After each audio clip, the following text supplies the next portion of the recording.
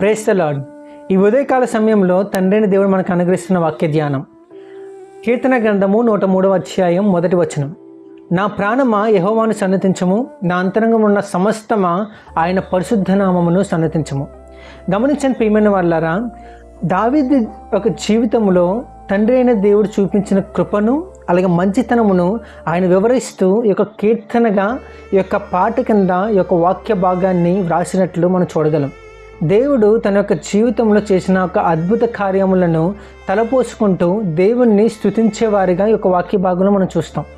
కనుక ఆయన చేసే స్తుతి ఆరాధన ఆయన యొక్క హృదయంలో యొక్క అంతరంగం నుండి వచ్చే విధంగా అలాగే నిష్కపటమైనదిగా ఉండాలని తన యొక్క ప్రాణానికి ఆయన వెల్లడి చేస్తూ ఉన్నాడు, తెలియపరుస్తూ ఉన్నాడు. మనము కూడా దావీదు వలె తండ్రి అయిన దేవుణ్ణి ఆత్మతోనూ సత్యముతోనూ ఆరాధించే వారంగా మనం ఉన్నామా?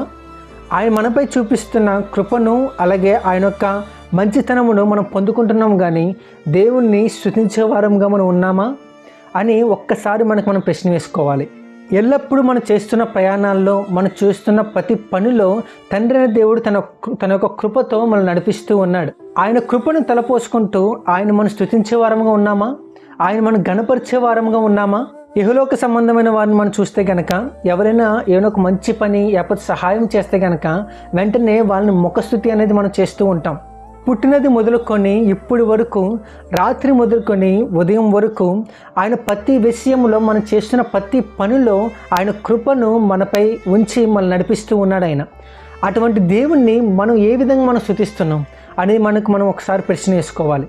ఆయన చూపించిన కృపను మేలను మనం మరిచిన వారుగా మనం ఉన్నామా, లేకపోతే జ్ఞాపకం తెచ్చుకొని ఎల్లప్పుడూ ఉదయకాల సమయంలో ఆయన స్తుతించే వారంగా ఉన్నామా అనేది తండ్రి అయిన దేవుడు ఈరోజు ఈ వాక్యం ద్వారా నీతో నాతో మాట్లాడుతూ ఉన్నాడు. ఆయన మనం దేవుని దగ్గర నుండి పొందుకుంటున్నాం, కానీ దేవుణ్ణి స్తుతించే వారంగా మనం ఉండట్లేదు. అందుకే మన దేవుని యొక్క ఆశీర్వాదాలు అనేవి మనం పొందుకోలేకపోతున్నాం. కనుక దావీదు భక్తుని వలె మనం కూడా మన యొక్క ప్రాణముతో నిష్కపటమైన స్తుతి ఆరాధన అనేది మనం ఆయన చెల్లించే వారంగా ఉండాలి. అటువంటి కృప తండ్రి అయిన దేవుడు మీకును నాకును కలుగజేసి నడిపించునుగాక. ఆమేన్, ఆమేన్, ఆమేన్.